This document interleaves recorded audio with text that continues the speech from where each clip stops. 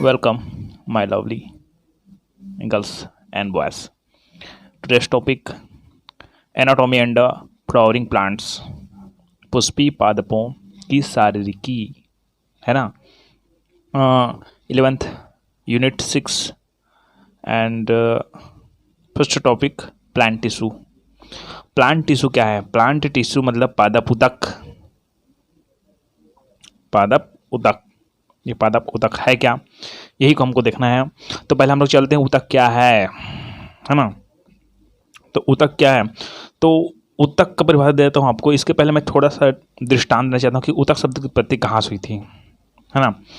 तो उतक शब्द का अध्ययन औत्की के अंतर्गत किया जाता है। आपको पूछा जाएगा कि औत्की क्या है, औत्की क्या है। तो जिसके अंतर्गत जीव विज्ञान की वहाँ शाखा जिसके अंतर्गत उतक का अध्ययन कहते हैं, उतक के विभिन्न भाग है, अंग है, कार्य आदि का अध्ययन कहते हैं, वही औत्की कहलाता है ना, हिस्टोलॉजी कहलाता है। तो उसी के अंतर्गत आपको शुरुआत कहाँ से करना है, पादप उतक हेडिंग डालना है, पादप उतक, है ना। और यहाँ शुरू करना है कि उतक शब्द का अध्ययन औत्की के अंतर्गत किया जाता है ना। इसका सबसे पहले, है ना, नाम मेयर नामक वैज्ञानिक ने दिया था। ठीक है, औत्की शब्द का सबसे पहले नाम किसने दिया था? मेयर नामक वैज्ञानिक ने दिया था, है ना।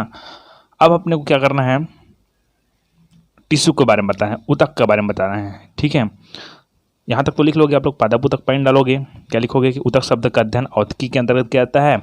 औत्की शब्द का सबसे पहले उपयोग मेयर नामक वैज्ञानिक ने किया था। किसने किया था? मेयर नामक वैज्ञानिक ने किया था। यहाँ तक ऐसे नॉर्मली नहीं लिखे तो भी चलेगा। अब हम लोग चलते हैं उतक में। तो उतक शब्द का सर्वप्रथम प्रयोग, यहाँ शुरू कर रहा हूँ मैं ना, मेन डिटेल्स। उतक शब्द का सबसे पहले प्रयोग बिछट नामक वैज्ञानिक ने किया था। बिछट, ठीक है, मौर्य बिछट बोलते हैं उसको, है ना। बिछट नामक वैज्ञानिक ने किया था। अब अपने को देना है उतक की परिभाषा के उतक एक समान उत्पत्ति तथा विकास वाली कोशिकाओं का ऐसा व्यवस्थित समूह है। कौन? उतक। उतक एक समान वाली ना, ठीक है। उतक एक समान उत्पत्ति तथा विकास वाली कोशिकाओं का ऐसा व्यवस्थित समूह है जो एक समान कार्य करता है, वो कहलाता है उतक। कहलाता है उतक, है ना। अब आपको ये बता देता हूँ कि जैसे कि अलग अलग उतक अलग अलग प्रकार के हो सकते हैं ना। जैसे कि हम लोग हैं स्थायी उतक लेते हैं, स्थायी उतक में हम लोग देख लेते हैं। तो स्थायी उतक में सभी उतक एक जैसे होंगे, ऐसा नहीं कि स्थायी उतक विभज्योत के उतक का उतक दोनों समान है, ऐसा नहीं। ये बात जाती है कि मान जो वो स्थायी उतक है तो उसमें एक ही समान उत्पत्ति रहेगी, एक ही समान विकास रहेगी, यही बोला जा रहा है। ठीक है, और मान जाए विभज्योतिकी उतक है तो उसमें भी एक समान की उत्पत्ति रहेगी, एक समान विकास रहेगी, ये बोला जा रहा है ना। तो उतक एक समान उत्पत्ति तथा विकास वाली कोशिकाओं का ऐसा व्यवस्थित समूह है जो एक समान कार्य करता है। ठीक है, ये उतक कहलाता है। क्या कहलाता है? उतक। अब हम लोग बांटते हैं उतक को दो भागों में मुख्य रूप से। पहला आता है मेरिस्टेमेटिक टिश्यू, विभज्योतिकी उतक। क्या आता है? विभज्योतिकी उतक। दूसरा आता है परमानेंट टिश्यू, स्थायी उतक। ये दो उतक है हमारे पास, ठीक है। एक तो है आपका विभज्योतिकी उतक और दूसरा है स्थायी उतक। तो हम लोग बिना टाइम वेस्ट किए हम लोग चलते हैं सीधा विभज्योतिकी उतक में, है ना। तो विभज्योतिकी उतक ऐसे कोशिकाओं का समूह है, विभज्योतिकी उतक ऐसे कोशिकाओं का समूह है ना, जो या तो विभाजन की क्षमता रखते हैं, मतलब उसमें विभाजन होती है। मतलब मान जाइए ये क्या है, विभज्योतिकी उतक है तो इसमें बार बार इसमें विभाजन होती है, विभाजन होगी मतलब ये आकार बढ़ाएगा। क्या बढ़ाएगा? आकार। तो विभज्योतिकी उतक ऐसे कोशिकाओं का समूह है जो या तो विभाजन की क्षमता रखते हैं या सतत विभाजनशील होते हैं, लगातार विभाजनशील होते रहते हैं। ठीक है, इतना तक लिखिएगा। और कुछ और डिटेल कर देता हूँ मैं यहाँ पर, या इसको भी लिख लीजिएगा कि ये पौधे के वर्धी भाग में होते हैं। कौन से भाग में होते हैं? वर्धी। ठीक है, मतलब वर्धी भाग कौन सा भाग होता है? जो विकसित होता है, जो वृद्धि करता है उसको वर्धी भाग कहते हैं, है ना, ऊपरी वाले भाग को। ये पौधे के वर्धी भाग में होते हैं। इन ऊतकों से नए प्रकार की कोशिकाएं बनती हैं। इन ऊतकों से क्या होता है? नए प्रकार की कोशिकाएं बनती है, नए प्रकार की कोशिकाएं बनती है, कोशिकाएं बनती है। इस ऊतक से इतना लिख लीजिएगा, ठीक है। इसलिए इसे हम लोग निर्माणी ऊतक भी कहते हैं। कौन सा ऊतक कहते हैं? निर्माणी ऊतक भी कहते हैं। ये क्लियर हो गया आपको? विभज्योतकी ऊतक हो गया है ना। विभज्योतकी ऊतक के हम लोग लक्षण देखते हैं, विभज्योतकी ऊतक के हम लोग प्रकार देखते हैं, विभज्योतकी ऊतक के कार्य देखते हैं, ऐसे बहुत सारे होते हैं ना। ठीक है, चलिए तो हम लोग चलते हैं विभज्योतकी ऊतक के लक्षण, कैरेक्टर ऑफ मेरिस्टेमेटिक टिश्यू, है ना। ये सजीव एवं पतली कोशिका भित्ति वाले होते हैं। सजीव मतलब क्या होता है कि जीवित होते हैं, मतलब इसमें क्या होता है कि पोषण की क्रिया होती है ना। तो ये सजीव एवं पतली कोशिका भित्ति वाले होते हैं। इनकी जो कोशिका भित्ति होती है क्या होती है? एकदम पतली होती है, ऐसा बोला जा रहा है। ठीक है, दूसरा, प्रत्येक कोशिका में सघन, डेंस तथा बड़े अमाप के केंद्रक युक्त प्रोटोप्लाज्मा होते हैं। ठीक है, दो होता है, एक तो होता है साइटोप्लाज्मा और एक होता है प्रोटोप्लाज्मा, है ना। एक तो होता है जीव द्रव्य और एक तो है कोशिका द्रव्य, साइटोप्लाज्मा कोशिका द्रव्य। ठीक है, तो प्रत्येक कोशिका में सघन तथा बड़े अमाप के केंद्रक युक्त कौन होते हैं? प्रोटोप्लाज्मा होते हैं। तीसरा, कोशिकाओं में रिक्तिकाएं या तो नहीं होती है या सूक्ष्म प्रकार रिक्तिकाएं, वैक्यूल्स। ठीक है, जो विभज्योतकी ऊतक है ना, ठीक है, उसमें कहा जाए रिक्तिकाएं या तो होती या तो नहीं होती। रिक्तिकाएं मतलब जो ना कोशिका होती है, ये जो पूरा कंप्लीट कोशिका होती है, उस कोशिका के बीच में जो खाली स्थान बचता है ना, छोटा सा ऐसा लंबा सा, है ना, जो मुख्य रूप से कुछ कार्य तो नहीं करती है बट इस संरचना के रूप उसको बोलते हैं रिक्तिकाएं। तो कोशिकाओं में रिक्तिकाएं या तो होती है या तो सूक्ष्म प्रकार की, या तो नहीं होती है या तो सूक्ष्म प्रकार की होती है ना। चौथा हम देखें, कोशिकाएं आकार में समव्यासी या अंडाकार या बहुकोणिक होता है। पॉलीगोनल होती है ना, बहुकोणिक। देखिए, समव्यासी, व्यास मतलब जो इसका जो ऐसा गोलाई है, व्यास है, वो उसके बारे में बताया जा रहा है। व्यास समव्यासी, बराबर मात्रा में। ठीक है, ये जो विभज्योतकी ऊतक होती है और उसका अंडाकार होता है, तो ये समव्यास के बाद ऐसे अंडाकार, ऐसा अंडाकार भी हो सकता है। ठीक है, ये इसको बोलते हैं अंडाकार। क्या बोलते हैं? अंडाकार भी हो सकती है ना। अतः बहुकोणिक मतलब उसके अनेक कोण हो सकते हैं इधर उधर तरफ से। ठीक है, ऐसा। और पांचवा, इनमें संग्रहित भोज्य पदार्थ का अभाव होता है। मतलब ये ऐसे ऊतक होते हैं जिसमें भोज्य पदार्थ नहीं पाए जाते हैं। देखिए, भोज्य पदार्थ नहीं पाए जाएंगे तब भी इसमें पोषण होता है, हम लोग पहले बता चुके हैं, है ना। तो ये कहाँ से प्राप्त होगा? ये किसी अन्य ऊतक से अपना पोषण प्राप्त करता होगा। ठीक है, तो इसमें संग्रहित भोज्य पदार्थ का अभाव होता है। ये 5 लक्षण लिख लीजिएगा विभज्योतकी ऊतक का। ठीक है, विभज्योतकी ऊतक को हम लोग बहुत भागों में बांटते हैं, जैसे कि उत्पत्ति के आधार पर बांटते हैं, स्थिति के आधार पर बांटते हैं। ठीक है, तो हम लोग उतना ज़्यादा डिटेल नहीं करेंगे ऑनलाइन क्लास में। ठीक है, चलिए, तो ये हमारे पास विभज्योतकी ऊतक क्लियर हो गई। और विभज्योतकी ऊतक के बाद दो थोड़ा छोटी छोटी परिभाषाएं आती है। एक तो है प्ररोहाग्र आता है, एक मूलाग्र आता है ना। तो प्ररोहाग्र और मूलाग्र क्या है? छोटी छोटी परिभाषा है कि तने एवं उसकी शाखाओं के अग्रभाग पर उपस्थित प्रविभाजी ऊतक, है ना। विभज्योतकी ऊतक को हम लोग बोलते हैं प्रविभाजी ही बोलते हैं ना। ठीक है, तो प्ररोहाग्र क्या है? ये जो पौधा है, पौधा के जस्ट ऊपर वाले भाग है ना, उसको प्ररोहाग्र बोलते हैं, और नीचे वाले भाग को हम लोग बोलते हैं मूलाग्र। क्या बोलते हैं? मूलाग्र। ठीक है, तो ये प्ररोहाग्र का मैं डिफिनेशन दे रहा हूँ कि तने एवं उसकी शाखाओं के अग्रभाग, तने ये तना है, ठीक है, तना उनकी जो शाखाएं हैं, क्या है? शाखाएं। तने एवं उनकी शाखाओं के अग्रभाग पर, ऊपरी भाग, सबसे ऊपर भाग को, ठीक है, अग्र भाग पर उपस्थित प्रविभाजी ऊतक को हम लोग क्या कहते हैं? प्ररोहाग्र कहते हैं। मतलब ये तना वाला भाग दिख रहा है ना, इसको हम लोग बोलेंगे प्ररोहाग्र। क्या बोलेंगे? प्ररोहाग्र। तथा यह तन पत्तियों द्वारा घिरा रहता है, छोटी छोटी पत्तियों द्वारा घिरा रहता है, हम लोग जो जानते ही हैं, है ना। ये हो गया। दूसरा आता है मूलाग्र। क्या आता है? मूलाग्र, है ना। अब ये मूलाग्र है क्या? बात है मूलाग्र क्या है? तो मूलाग्र है, अच्छा, ये देखिए, इसको बोलते हैं रूट्स, जड़। ये मुख्य मूल है ना। क्या है? मुख्य मूल, है ना। तो क्या होती है कि मूलाग्र का डिफिनेशन देखिए कि मूलाग्र है वह मूल। तो कौन सा मूल? मुख्य मूल, जो मुख्य जड़ है ना। मूल मतलब जड़। तो मूलाग्र मुख्य मूल या उनकी शाखाओं का शीर्षस्थ हिस्सा होता है, ये सबसे सामने वाला भाग, ठीक है, शीर्षस्थ हिस्सा होता है। मूलाग्र मुख्य मूल या उसकी जो शाखाएं हैं, उस शाखाओं का उप शीर्षस्थ हिस्सा होता है, इसे मूल टोप से परिरक्षित है। तो ये सबसे ऊपर में दिख रहा है ना, यहाँ पर होती है मूलाग्र और इसके जस्ट ऊपर होता है मूल टोप। क्या होता है? मूल टोप। तो मूल टोप के नीचे रहेगा वो क्या कहलाएगा? मूलाग्र। तो मूलाग्र है मुख्य मूल या उसकी शाखाओं का उपशीर्षस्थ, ये सबसे शीर्ष में मूल टोप रहता है, तो उपशीर्षस्थ हिस्सा होता है, यह मूल टोप से परिरक्षित होता है ना। और इस क्षेत्र में स्थित जो विभज्योति ऊतक है ना, कौन सा ऊतक है? विभज्योति ऊतक है।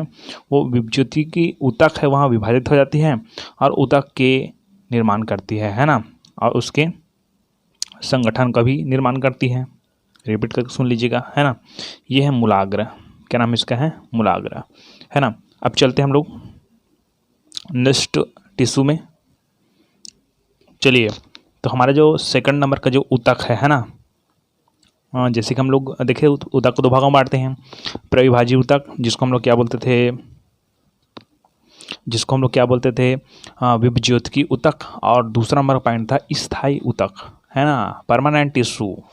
जैसे कि हम लोग परमानेंट नहीं है ना, सरकारी टीचर लोग परमानेंट होते हैं। चलिए, तो इसके पहले स्थायी ऊतक, पहले दिमाग तो आपका माइंड डिस्टर्ब हो गई होगी, तो कुछ सुनाते हैं। ज़्यादा ध्यान से मत सुनना, इसको जो पढ़ाता हूँ उसको ध्यान से सुनना, ठीक है। कि आँखों में पानी रखो, कि आँखों में पानी रखो और होंठों में चिंगारी रखो। आँखों में पानी रखो और होंठों में चिंगारी रखो। जिंदा रहना है तो तरकीबें बहुत सारी रखो, और रास्ते के पत्थर से बढ़कर नहीं है मंजिलें। रास्ते के पत्थर से बढ़कर और कुछ नहीं है मंजिलें। रास्ते आवाज़ दे रहे हैं कि सफ़र जारी रखो। तो फिर चलते हैं हम लोग स्थायी ऊतक में। स्थायी ऊतक है क्या, है ना। तो कोशिकाओं का वह समूह जिसकी उत्पत्ति समान हो। अब उत्पत्ति तो सबका समान ही होता है, इसमें कोई बड़ी बात नहीं है। तो कोशिकाओं का वह समूह जिसकी उत्पत्ति समान हो परंतु जिसमें विभाजन की क्षमता नहीं होती है। अब देखिए, विभज्योति ऊतक में विभाजन की क्षमता होती है, मैंने बताया है। अब इसमें क्या बोला है? विभाजन की क्षमता नहीं होती है, स्थायी ऊतक कहलाती है। ये विभज्योति ऊतक के सक्रिय रूप से विभाजन के फलस्वरूप बनती है। जब विभज्योति ऊतक है ना, मतलब क्या है, विभज्योति ऊतक है वो बार बार विभाजित होते जाती है, तब ये स्थायी ऊतक का निर्माण होता है ना, ठीक है। तब स्थायी ऊतक का निर्माण होते चलती है। अब हम लोग देखते हैं ये जो स्थायी ऊतक है ना। अब क्या होता है कि नॉर्मल हम लोग स्थायी ऊतक को जब बहुत सारे भागों में बांटते हैं, तो कितने भागों में बांटते हैं देखते रहिए, है ना। पहला हम बांटते हैं सरल स्थायी ऊतक में। कौन से ऊतक में? सरल स्थायी ऊतक में। दूसरा हम बांटते हैं जटिल स्थायी ऊतक में, और तीसरा हम बांटते हैं विशिष्ट स्थायी ऊतक में। तो देखिए लाइन से हम लोग चलेंगे। तो पहला नंबर में चलते हैं सरल स्थायी ऊतक। सरल स्थायी ऊतक, सबका परिभाषा देखना ध्यान से, क्योंकि ना सबका परिभाषा ऐसा लगता है कि सब सेम है, ऐसे टाइप से, है ना, ठीक है। तो हम लोग चलते हैं सरल स्थायी ऊतक में। तो इसका मैं डिटेल तो मैं लिखा नहीं हूँ, आप लोग सुनिए, है ना। एक समान कोशिकाओं के समूह, एक समान, यहाँ पर मैंने भी बोला था उत्पत्ति समान होता है, ठीक है। तो यहाँ पर बोल रहा हूँ मैं कि एक समान कोशिकाओं के समूह जिसमें विभाजन की क्षमता नहीं होती है ना, जिसमें विभाजन की क्षमता नहीं होती है, तथा जिनकी उत्पत्ति एवं क्रियाशीलता समान होती है। उत्पत्ति और कौन? क्रियाशीलता क्या होती है? समान होती है, समान होती है। वो क्या कहलाता है? सरल स्थायी ऊतक। क्या कहलाता है? सरल स्थायी ऊतक है। बस इसके परिभाषा की टाइप मिल रही ना, ओके, उसको बोलते हैं सरल स्थायी ऊतक। तो सरल स्थायी ऊतक को हम लोग निम्नलिखित भागों में बांट सकते हैं। पहला नंबर का देखते हैं मृदोतक, ठीक है, पेरेनकाइमा। चलिए, तो हमारा पहला जो टॉप पॉइंट चलता है वो चलता है मृदूतक। ये किसका प्रकार है भाई? सरल स्थायी ऊतक का। तो पतली कोशिका भित्ति वाली समान प्रकार, अर्थात एक ही प्रकार की कोशिकाओं के समूह को मृदूतक कहते हैं। पतली कोशिका भित्ति वाली, है ना। तो पतली कोशिका से मेरे को याद आ रही है कोई नहीं आ रहा है, ठीक है चलो आगे चलते हैं। तो मृदुतक पतली कोशिका भित्ति वाली समान प्रकार अर्थात एक ही प्रकार की कोशिकाओं के समूह को मृदुतक कहते हैं। इसकी उत्पत्ति भरण विभज्योत की ऊतक मतलब कुल मिला के कहाँ से होती है, विभज्योत की ऊतक से ही होती है। तो इसको बोलते हैं मृदुतक। क्या बोलते हैं, मृदुतक। अब मृदुतक है, इस मृदुतक ऊतक है, एक समान हम लोग मृदुतक ऊतक बोलते हैं डायरेक्टली, तो कोई बड़ी बात नहीं है ना। चलिए अब हम लोग चलते हैं इसके कार्य में, ये कौन सा कार्य करता है। चलिए तो इसका कार्य देखते हैं। कार्य क्या दिया है कि प्रकाश संश्लेषण का कार्य करती है। अब नहीं आता ज़्यादा वक्त, तो ऐसे लिख देना प्रकाश संश्लेषण का कार्य करती है। तो आप क्या लिखेंगे कि यह प्रकाश संश्लेषण का कार्य करती है तथा साथ ही साथ पौधे, इसी के कारण ही पौधा हरा भी दिखाई देता है। क्या दिखाई देता है, हरा, मृदुतक के कारण प्रकाश संश्लेषण का कार्य तथा इसमें पौधे हरा भी दिखाई देता है। इसके कारण पौधा क्या दिखाई देता है, हरा दिखाई देता है। ये हो गया मृदुतक। क्या हो गया, मृदुतक। चलिए तो सेकंड नंबर का ऊतक है स्थूल कोणोतक। पहला आया था मृदुतक, दूसरा आया है स्थूल कोणोतक। तो यह जीवित सरल ऊतक होता है। अरे जीवित होता है मतलब उसमें पोषण पाई जाती है, मैं बता चुका हूँ। इस प्रकार के ऊतक की कोशिकाओं की भित्ति असमान रूप से मोटी होती है। मोटी से मुझे याद आ रहा है कुछ नहीं आ रहा है, चल आगे चलते हैं। तो यह भी जीवित सरल ऊतक होता है। इस प्रकार के ऊतक की कोशिकाओं की भित्ति असमान रूप से क्या होती है, मोटी होती है, अर्थात कहीं पर मोटी तो कहीं पर पतली होती है ना। तो इसको बोलते हैं हम लोग स्थूल कोणोतक। क्या बोलते हैं, स्थूल कोणोतक। मोटाई वाले स्थान, अब यहाँ पर हमने बताया कहीं पर मोटी होती है तो कहीं का पर क्या होती है, पतली होती है। तो मोटाई वाले स्थान में हेमिसेलुलोज के जमाकरण बनते हैं, ठीक है, यानी स्थूलन वाले स्थान पर सेल्यूलोज, पैक्टिन तथा हेमिसेलुलोज के बने होते हैं। अब यहाँ इतना लिखने की जरूरत नहीं, यहाँ तक बस लिख दीजिएगा आप लोग। क्या लिखेंगे कि मोटाई वाले स्थान पर हेमिसेलुलोज का जमा होता है या हेमिसेलुलोज के कारण होती है। ये कहलाता है स्थूल कोणोतक, है ना। अब इसको हम लोग क्यों स्थूल कोणोतक कहते हैं, है ना, यहाँ तक तो आप लिख लीजिएगा, है ना। अब इसको हम लोग क्यों स्थूल कोणोतक कहते हैं, यहाँ पर आगे इसको मत लिखेगा। आगे हम लोग क्या चलते हैं कि हाँ, इनकी कोशिकाओं में अंतर कोश की स्थान नहीं पाते हैं। अंतर कोश के अवकाश बोलते हैं उसको हम लोग, अंतर कोश की अवकाश, बीच बीच में अंतर कोश के अवकाश, ठीक है। जैसे कि कहा जाए कोई भी कोशिका है, कोई भी ऊतक है, उसके बीच बीच में अंतर कोश के अवकाश पाया जाता है। लेकिन यही एक ऐसा ऊतक है जिसकी कोशिकाओं में अंतर कोश के अवकाश नहीं पाया जाता है। इसीलिए, है ना, क्योंकि इन स्थानों पर कोशिकाओं के कोनों पर स्थूलन पाया जाता है। ठीक, स्थूलन मतलब सीधी बात है, उसका जगह खाली नहीं रहता है, जिस कारण इन कोशिकाओं की भित्ति के कोने मोटे एवं स्थूल रहते हैं। इसी कारण इसे स्थूल कोणोतक या स्थूल कोणीय ऊतक या स्थूल कोणोतक कहा जाता है। मतलब ये सीधा बात ये बताया जा रहा है कि इनकी जो कोशिका होती है इसमें अंतर कोश के अवकाश नहीं पाए जाते हैं, है ना। क्योंकि इन स्थानों पर जो अंतर कोश की स्थान मतलब अंतर कोश के अवकाश मतलब एक स्थान है, और उसमें अगर अंतर कोश के अवकाश नहीं पाए जाते हैं तो इन स्थानों पर कोशिकाओं के कोणों पर स्थूलन पाया जाता है ना, जिनके कारण इन कोशिकाओं की भित्ति के कोने मोटे एवं स्थूल हो जाते हैं। ठीक है, कोलन कैमा बोलते हैं इसको हम लोग। चलिए तो यहाँ देखिए, ये है कोलन कैमा अर्थात स्थूल कोणोतक, है ना। इसमें बीच बीच में अंतर कोश के अवकाश नहीं पाए जाते हैं। देखिए यहाँ पर जो बीच बीच है ना, यहाँ पर अंतर कोश के अवकाश नहीं पाए जाते हैं, इसलिए यहाँ पर क्या है कि ये ना काला काला धब्बा दिखाई देता है। ये काला काला धब्बा नहीं दिखाई देता, मतलब इसमें अंतर कोश के अवकाश पाई जाती। ठीक है, चलिए तो इसमें से स्थूल कोणोतक को बहुत भागों में बांटा जाता है। तो उसमें से मैं एक स्थूल कोणोतक है उसका मैं कार्य बताता हूँ। नालाकार नहीं, नालाकार मतलब लंबा होता है। तो एक्चुअली में जो स्थूल कोणोतक लिखे हम लोग उसका हम लोग कार्य लिखेंगे। तो ये विभिन्न अंगों जैसे तरुण द्विबीजपत्री तना को, है ना, तनन सामर्थ्य प्रदान करता है। मतलब तनन सामर्थ्य मतलब क्या होता है कि वो झुकता नहीं है। मान जाइए तना है तो तने को तनन सामर्थ्य मतलब वो झुकने की स्थिति में आती है तो उसको ना खड़ा होकर रखने का कार्य करता है, उसको एकदम तनन सामर्थ्य देता है। सामर्थ्य तनने का, तनन मतलब जो तनाव होती है ना उसका सामर्थ्य देता है। दूसरा, स्थूल कोणोतक हरित लवकों की उपस्थिति में प्रकाश संश्लेषण का भी कार्य करता है। मतलब जो स्थूल कोणोतक होते हैं वो कभी कभी नहीं, बहुत सारे भाग में, है ना, ये स्थूल कोणोतक है वो प्रकाश संश्लेषण का कार्य भी करता है। कुछ पत्तियों के पर्ण तट में भी स्थूल कोणों उपस्थित होते हैं। पर्ण तट मतलब जो पत्ती होती है, पत्ती होती है इसके जो किनारे बोलते हैं पर्ण तट बोलते हैं। क्या बोलते हैं? पर्ण तट। तो कुछ पत्तियों के पर्ण तट में भी स्थूल कोणों उपस्थित होते हैं तथा वायु के वेगी प्रभाव से पत्ती को फलक को फटने से बचाता है। मतलब जब वायु चलती है तो पत्ती फट सकती है, उसको बचाने कार्य कौन करता है? स्थूल कोणोत्तक। ये 3 कार्य हैं, ठीक है। चौथा कार्य नॉर्मल है कि कुछ पौधे में ये भोजन संचय का भी कार्य करते हैं। मतलब इसमें पोषण होती है, मतलब भोजन संचय करता है, लेकिन आप लोग देखे हैं कि कई जगह भोजन संचय नहीं होता है ना। तो इन पौधे में अब भोजन मतलब ये कार्बोहाइड्रेट वगैरह को रखता है ना, ये खाना पीना नहीं रखता है, ठीक है। तो कुछ पौधे में ये भोजन संचय का भी कार्य करते हैं, अर्थात ये यांत्रिक तथा जैव दोनों प्रकार के कार्यों को संपादित करता है। तो इस प्रकार से स्थूल कोणोत्तक के क्या है? कार्य हैं, ठीक है। चलिए, तो थर्ड नंबर का जो ऊतक है वो दृढ़ोतक, स्क्लेरेनकाइमा। तो स्क्लेरेनकाइमा है क्या, है ना, और स्क्लेरेनकाइमा के कार्य देखते हैं हम लोग। चलिए, तो नेक्स्ट जो ऊतक है वो है दृढ़ोतक, है ना, लास्ट ऊतक है। ये मुख्य रूप से हम लोग चलते हैं सरल स्थायी ऊतक में चल रहे हैं हम लोग, है ना।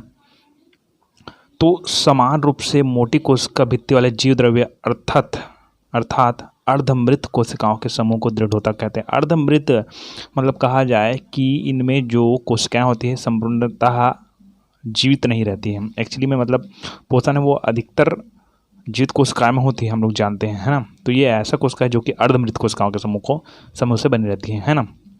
तो समान रूप से सब कोशिका हम लिखेंगे हम लोग, दृढ़ोतक बोलेंगे, स्थूल कोणोत्तक में, मृदुतक में, सब में समान लिख सकते हैं। तो समान रूप से मोटी कोशिकाओं वाले जीव द्रव्य अर्थात ये जीव द्रव्य, आप प्रोटोप्लाज्म के बारे में बताया था मैंने शुरू में, जीव द्रव्य रहित। अच्छा ठीक है, एक चीज़ और बताऊँ, रहित बोल रहा है मतलब क्या हो रहा है यहाँ पर कि इसमें जीव द्रव्य, अच्छा सहित बोल दिया था क्या मैं? रहित है ये, ठीक है। तो समान रूप से मोटी कोशिका भित्ति वाले जीव द्रव्य रहित अर्धमृत मतलब जो अभी बताया मैंने कि उसमें पोषण होती जरूर है, लेकिन अर्धमृत है मतलब कहा जाए कि उसमें जीवित कोशिकाएं नहीं है ना। तो समान रूप से मोटी कोशिका भित्ति वाले जीव द्रव्य रहित नहीं है, मतलब अर्धमृत कोशिकाओं के समूह को दृढ़ोतक कहते हैं। अच्छा, जीव द्रव्य रहेगा मतलब वो क्या रहेगा? जीवित कोशिका रहेगी, ठीक है। और जीव द्रव्य रहेगा तो वो जीवित रहेगा, और जीव द्रव्य रहित बोला जाता है मतलब अर्धमृत हो जाएगा, है ना। कोशिकाओं का समूह क्या बोलते हैं? दृढ़ोतक कहते हैं। इसकी कोशिका भित्ति लिग्निन के जमाव के कारण अत्यंत कड़ी और मोटी होती है ना। परिणाम एवं आकृति के आधार पर दृढ़ोतक कोशिकाएं 2 प्रकार की होती है, इसको हम लोग नहीं पढ़ेंगे, है ना। एक तो लंबी होती है, रिश्तेदार होती है वगैरह वगैरह, छोड़ो उसको, ठीक है। ये दृढ़ोतक कोशिकाएं हैं। अब हम लोग चलते हैं सीधा दृढ़ोतक कोशिकाएं कि समान रूप से मोटी कोशिका भित्ति वाले जीव द्रव्य रहित अर्धमृत कोशिकाओं के समूह को दृढ़ोतक कहते हैं। इनकी कोशिका भित्ति किसके जमाव के कारण? लिग्निन के जमाव के कारण क्या होता है? अत्यंत कड़ी होती है, मोटी होती है ना। और परिणाम एवं आकृति के आधार पर दृढ़ोतक कोशिकाएं 2 प्रकार की होती है, इसको मत लिख लेगा, ठीक है। यहाँ से आप लोग यहाँ तक कंप्लीट कर लीजिएगा, दृढ़ोतक कोशिकाएं। चलिए, तो ये आ गया था दृढ़ोतक ऊतक के कार्य, या दृढ़ोतक ऊतक बोलने की जरूरत है, दृढ़ोतक के कार्य। तो दृढ़ कोशिकाओं की उपस्थिति यांत्रिक सहारा प्रदान करने में सहायक होती है। अब दृढ़ ऊतक है मतलब यांत्रिक सहारा प्रदान करेगा, मतलब जो पौधा है उसको पौधा है उस पौधे को क्या करेगा? यांत्रिक सहारा, इसको एकदम खड़े रहने में सहायता करेगा, यांत्रिक सहारा प्रदान करने का कार्य करता है। और साथ ही साथ वाष्पोत्सर्जन की दर को कम कर देता है ताकि ना अधिक मात्रा में जल का ह्रास ना हो करके, ठीक है। ये खिंचाव, तनाव तथा दबाव को सहन शक्ति में सक्षम होता है, सहने में क्या होता है? सक्षम होता है दृढ़ोतक, ठीक है। ये हो गया दृढ़ोतक। चलिए, तो हम लोग कहाँ चल रहे थे? देखिए फिर मैं बताता हूँ हम लोग कहाँ से कहाँ जा रहे हैं। हम लोग पढ़ रहे हैं स्थायी ऊतक, मेन टॉपिक स्थायी ऊतक है हमारा। स्थायी ऊतक हम लोग 3 भागों में बांटे थे, है ना। किस किस में? सरल स्थायी ऊतक में, जटिल स्थायी ऊतक में और विशिष्ट स्थायी ऊतक में। तो सरल स्थायी ऊतक पढ़ लिए। सरल स्थायी ऊतक को हम लोग 3 भागों में बांटे थे, मृदुतक, स्थूल कोणोत्तक और दृढ़ोतक, 3 भागों में। अब हमारा जो पॉइंट आता है वो है जटिल स्थायी ऊतक। कौन सा ऊतक है? जटिल स्थायी ऊतक। तो जटिल ऊतक असमान, देखिए हम लोग क्या बोलते हैं? सरल कोशिका में क्या बोलते थे? सरल समान कोशिकाएं, बस उसका उल्टा है कि जटिल ऊतक असमान कोशिकाओं का वह विशिष्ट समूह होता है जिनमें सभी कोशिकाएं मिलकर एक इकाई की तरह जल तथा उसमें घुले लवण, जिसको हम लोग बोलते हैं कार्बोहाइड्रेट, के संवहन का कार्य करता है। ये है जटिल ऊतक। कौन सा ऊतक है? जटिल ऊतक। आप रिपीट करके सुन लीजिएगा, है ना। तो जटिल ऊतक तो क्लियर हो गया, है ना। क्यों? क्योंकि असमान कोशिकाओं का, ठीक है, समूह होता है। अब जटिल ऊतक को हम लोग एक्चुअली में 2 भागों में बांटते हैं। क्या क्या? तो पहला भाग है जाइलम। जाइलम, जाइलम बोलते हैं उसको, ठीक है। अब ये जाइलम, इसको हिंदी में हम लोग दारू बोलते हैं, है ना। तो जाइलम है क्या? चलिए, तो जाइलम है क्या? तो देखिए, जाइलम के बारे में बता रहा हूँ कि यह जटिल ऊतक का वह प्रकार, जटिल ऊतक पढ़ रहे हैं ना हम लोग, यह जटिल ऊतक का वह प्रकार है जो कि जल, जो कि किसका? जल तथा उसमें घुलित लवण, जो जल है और उसमें कौन घुलित होता है? लवण। जैसे कि NaCl लवण है एक प्रकार से, ठीक है। तो यह जटिल ऊतक वह प्रकार है जो कि जल तथा उसमें घुलित लवण के संवहन एवं स्थानांतरण का कार्य करता है। मतलब क्या होता है कि जब ये जो पेड़ का जो तना है, यहाँ से जो लवण है या जल उसको संवहन करेगी कि स्थान से दूसरे स्थान तक ले जाएगी। तो यह जटिल ऊतक वह प्रकार है जो कि जल तथा उसमें घुलित लवणों के संवहन एवं स्थानांतरण का कार्य करती है ना। संवहन का कार्य करती है, ये तो हम लोग लिख लिए। संवहन का कार्य करती है, यहाँ तक तो हम लोग लिखे हैं। किसे कार्य करती है? संवहन का। ऐसी जटिल ऊतक का परिभाषा हम लोग और लिखे थे, तो ये भी है, संवहन का कार्य करती है, यहाँ तक तो लिख लिए। अब थोड़ा सा और लिखना है, थोड़ा सा पॉइंट और बढ़ाना है अपने को, है ना। मोटी कोशिका भित्ति वाले कोशिकाओं के बहुलता के कारण, मतलब इनकी जो ये जो ऊतक है इसमें ना मोटी कोशिका वाली भित्ति होती है। कौन सी भित्ति होती है? मोटी कोशिका भित्ति वाले कोशिकाओं की बहुलता के कारण। तो मोटी कोशिका भित्ति वाले कोशिकाओं के बहुलता के कारण यहाँ पौधे को यांत्रिक सहारा भी प्रदान करती है। जैसे कि ये खड़ा हुआ है ना, इसको ऐसे सीधा, मोटी कोशिका भित्ति होने का ये सीधा खड़े रहने के लिए सहायता प्रदान करती है, ऐसा बोला जा रहा है ना।